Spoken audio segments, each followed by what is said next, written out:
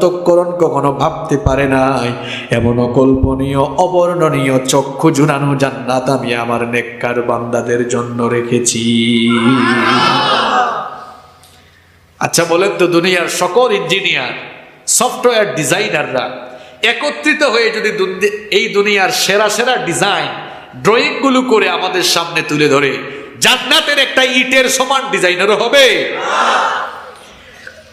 আমরা যে জান্নাতে যেতে চাই,